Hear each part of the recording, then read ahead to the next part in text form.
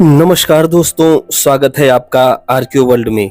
दोस्तों, हम लोग फाहियान की भारत यात्रा के विषय में देख रहे हैं, जिसमें हमने कई सारे स्थलों के विषय में चर्चा की, जहां पर जाकर फाहियान ने बहुत कुछ देखा और सुना था तथा उसको अपने नोटबुक में नोट किया था।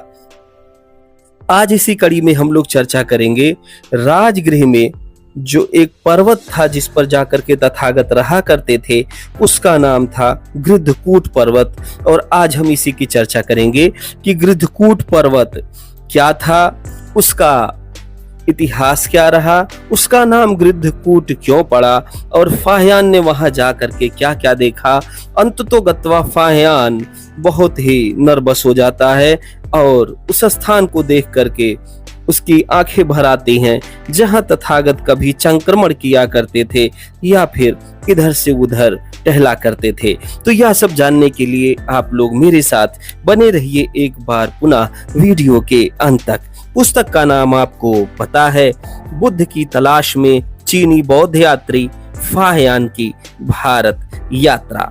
इसके लेखक फाहियान हैं, अनुवादक इसके जगन मोहन वर्मा हैं, संपादक शांति स्वरूप बौद्ध हैं और प्राकथन लिखा था सुप्रसिद्ध भाषा वैज्ञानिक एवं इतिहासकार डॉक्टर राजेंद्र प्रसाद सिंह ने।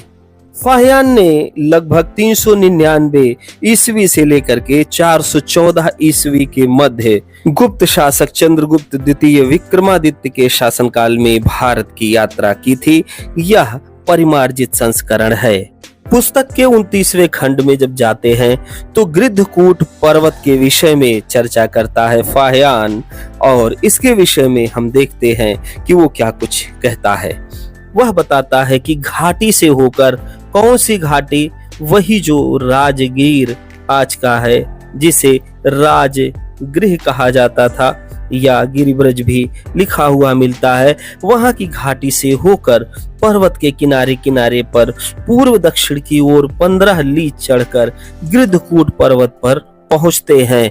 वह लोकेशन बताता है कि लगभग 15 ली चलना पड़ेगा एक पहाड़ी पर, जो कि दक्षिण पूर्व दिशा में दिखाई देती है। शिखर पर पहुंचने से 3 ली इधर ही एक पाषाण की कंदरा मतलब गुफा दक्षिणाभिमुखी है। तो जैसे ही शिखर पर पहुंचते हैं पहाड़ी के, उस पहाड़ी का नाम जो है वो रत्नागिरी नाम की पहाड़ी है। इसके ऊपर गृद्धकूट पर्वत था। तो यहाँ पर जैसे ही पहुंचते हैं तैसे ही एक पाषाण की कंदरा या गुफा जो कि दक्षिणाभिमुख है वो प्राप्त होती है। वह बताता है कि भिक्षुओं द्वारा उसे पता चला कि तथागत बुद्ध यहाँ बैठकर ध्यान किया करते थे। उसने देखा उस स्थान को जहाँ तथागत बैठ करके ध्यान लगाया करते थे, जहाँ पर तथागत अष्टांगिक मार्गों का पालन करने का उपदेश राजगृहवासियों को दिया करते थे। आगे बताता है कि पश्चिमोत्तर दिशा में 30 पग पर एक और कंदरा है, मतलब जहां तथागत बैठते थे उससे थोड़ा सा पश्चिम उत्तर के क्षेत्र में लगभग 30 पग चलने पर पहाड़ी के सबसे ऊपर ही एक और गुफा थी। वह कहता है कि जो आनंद थेर हैं, जो कि तथागत के बहुत ही प्रिय माने जाते हैं, वो उसमें बैठ कर के ध्यान किया करते थे। तो तथागत के बिल्कुल बगल की गुफा में आनंद थेर बैठ करके ध्यान लगाया करते थे। अब यहाँ पर वह कहानी बताता है जो उसने वहां के लोगों से सुन रखा था, भिक्षुओं से सुन रखा था और राजगृहवासियों द्वारा जो कुछ भी जनश्रुतियों में कहा जाता था उसके विषय में वह क्या बताता है, जिससे हमको पता चलेगा कि गृद्धकूट पर्वत का नाम गृद्धकूट क्यों पड़ा। दरअसल ये सिर्फ एक कहानी के रूप में बताया गया है, एक जनश्रुति है, इसमें सत्यता थोड़ी सी कम नजर आती है।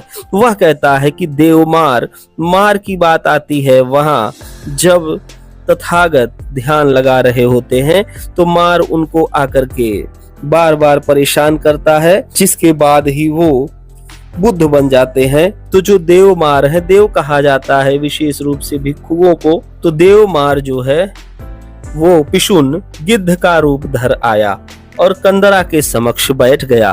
तो जो कंदरा थी उसके सामने मार आकर के गिद्ध का रूप धारण करके बैठ जाता है।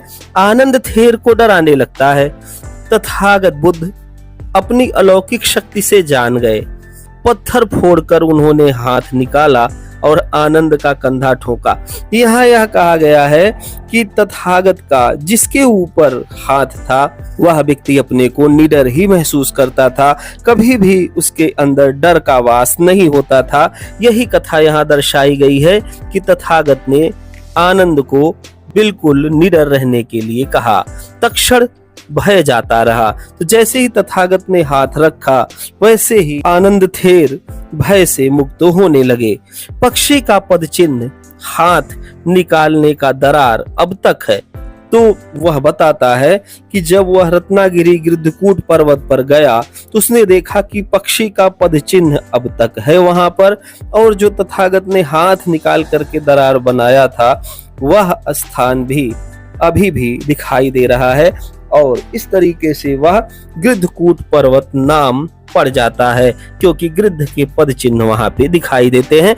ऐसी बात करता है फाहियान अपने यात्रा वृत्तांत में। अब हम देखते हैं कि जो पूर्व बुद्ध हुआ करते थे, तथागत से पहले 27 बुद्ध होने की बात करते हैं डॉक्टर राजेंद्र प्रसाद सिंह, जो कि सुप्रसिद्ध भाषा वैज्ञानिक और इतिहासकार हैं। उन्होंने एक पुस्तक ही लिखी है, खोए हुए बुद्ध की खोज। इसके अतिरिक्त बौद्ध सभ्यता की खोज और कई ऐसी पुस्तकों का लेखन करने के बाद डॉक्टर राजेंद्र प्रसाद सिंह इस निष्कर्ष पर पहुंचे हैं कि तथागत बुद्ध से पहले लगभग 27 बुद्ध और हो चुके हैं। इसका एक प्रमाण यहाँ फाहियान भी दे रहा है। तो अब हम लोग देखते हैं कि कौन से पूर्व बुद्धों की चर्चा वह कर रहा है। तो कंदरा के सामने चारों मतलब जो पूर्व बुद्धों के बैठने के स्थान है, मतलब तथागत से पहले भी गिद्धकूट पर्वत की उस ऊंची श्रृंखला के ऊपर पूर्व बुद्ध बैठ करके ध्यान लगाया करते थे या पूर्व बुद्ध वहां रहा करते थे। अनेक अरहतों के अलग अलग बैठकर ध्यान करने की कंदराएं हैं। वह कहता है गिद्धकूट पर्वत के ऊपर अलग अलग अरहतों के लिए अलग अलग कंदराएं बनाई गई हैं, जहां पर बैठ करके वो ध्यान लगाते हैं और प्रायः वहां पर उपदेश देने का कार्य भी किया जाता है। सब कई सौ होंगी। वह बताता है कि अगर सारी कंदराओं गुफाओं को जोड़ दिया जाए तो वो कई सौ गुफाएं हो जाएंगी।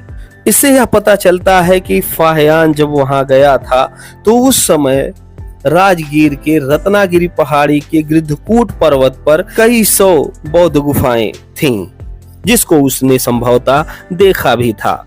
तथागत बुद्ध गुफा के सामने पूर्व से पश्चिम संक्रमण करते रहते थे। तो तथागत बुद्ध जो है वो गुफा के सामने पूर्व से पश्चिम टहला करते थे। देवदत्त ने पर्वत के उत्तर की करार से पत्थर चलाया। तो हुआ ये कि देवदत्त, जिनको तथागत का प्रतिद्वंदी माना जाता है, उन्होंने एक पत्थर तथागत के ऊपर चलाया या ढकेल दिया तो तथागत बुद्ध के पैर के अंगूठे में लगा। वो धीरे से आकर के तथागत के पैरों के अंगूठे में लग गया। पत्थर अब तक है। वह कहता है कि वह पत्थर अब तक दिखाई दे रहा है। तो इसके विषय में बताया गया है कि एक जातक में लिखा है कि राजगृह में पहले शिवयान नामी वैश्य था। उसके पुत्र, यहाँ वैश्य का मतलब श्रेष्ठ ही होता है। प्रायः दक्षिणपंथी इतिहासकार या लेखक श्रेष्ठी को वैश्य कह दिया करते हैं। उसके पुत्र शिवन मेथी ने पिता के मरने पर अपने सौतेले भाई को पर्वत से गिराकर मार दिया था, ऐसी बात कही जाती है। तथागत बुद्ध के धर्मोपदेश का मंडप ये चित्रण करने का प्रयास किया गया है। तथागत के वो ये तथागत हैं। यहाँ से देवदत्त इस पत्थर को आगे की तरफ फेंक रहा है, जो आकर के तथागत के पैरों में लग जाता है। यहाँ संदर्भ दिया है कि तथागत बुद्ध पर चट्टान लुढ़का कर उनकी जीवन लीला समाप्त करने का प्रयास करते देवदत्त। ये गिद्धकूट पर्वत के शिखर पर निर्मित एक बुद्ध विहार यानी स्तूप के भग्नावशेषों को दिखाया गया है। ब्लैक एंड व्हाइट यहाँ पर है और ये देख सकते हैं कि यहाँ पर स्ट्रक्चर भी आपको दिखाई दे रहा होगा। यहीं पर अलग अलग बुद्धों द्वारा ज्ञान प्राप्त करने की बात कही जाती है, या यहाँ पर अलग अलग बुद्ध रहे थे। इसके अतिरिक्त बहुत सारे अरहत पद बौद्ध भिक्षु यहाँ पर रहा करते थे। गिर गया, केवल ईंटों की नींव शेष रह गई है। तो ऊपर हमने देखा कि जो ईंटों की नींव बनी हुई है वो शेष बची हुई है, बाकी जो वहां पर बना हुआ स्ट्रक्चर था वो सब गिर चुका है। इस पर्वत का शिखर हरा भरा और खड़ा है। यह पांचों पर्वतों में सर्वोच्च है। तो जो 5 पर्वत हैं वह भारगिरी, रत्नागिरी, शैलागिरी, इस तरीके से करके 5 पर्वत हैं, और इन 5 पर्वतों में यह सबसे श्रेष्ठ माना जाता है।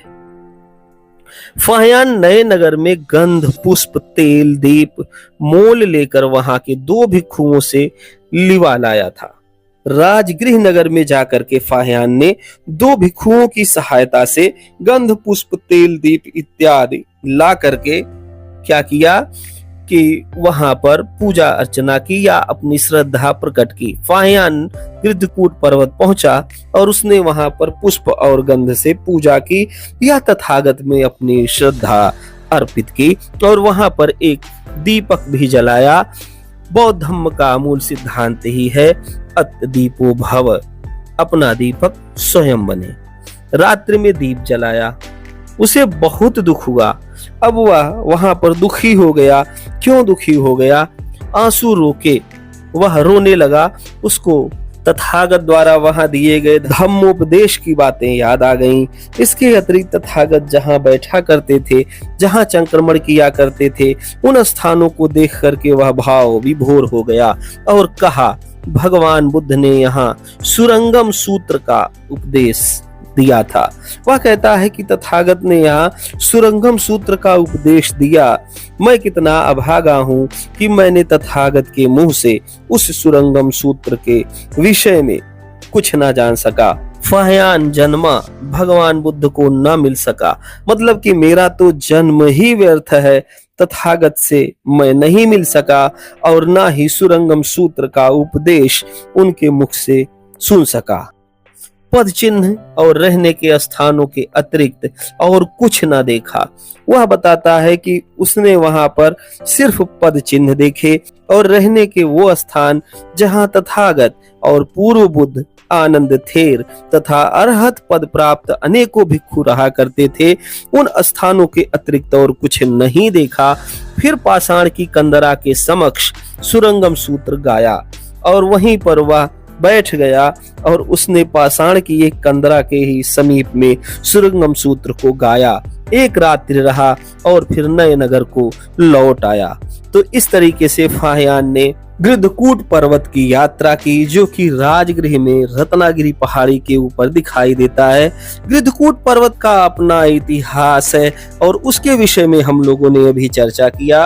फाहियान जहां जहां जाता रहा, उसने उस स्थान के विषय में जो कुछ भी सूचना प्राप्त की, चाहे भिक्षुओं से या ग्रामवासियों से या फिर आम जनता से, वह सब कुछ वह लिखता रहा। कभी भी फाहियान किसी धर्म से प्रेरित होकर के नहीं लेखन कार्य कर रहा था। वो बात अलग की है कि तथागत के ज्ञान से वह अत्यधिक प्रेरित था, प्रभावित था, इसीलिए वह बुद्ध भूमि का परीक्षण करने के लिए आया हुआ था। आज के लिए बस इतना ही। वीडियो कैसा लगा मुझे कमेंट करके अवश्य बताएं। वीडियो में अंत तक बने रहने के लिए आप सभी लोगों का बहुत बहुत धन्यवाद।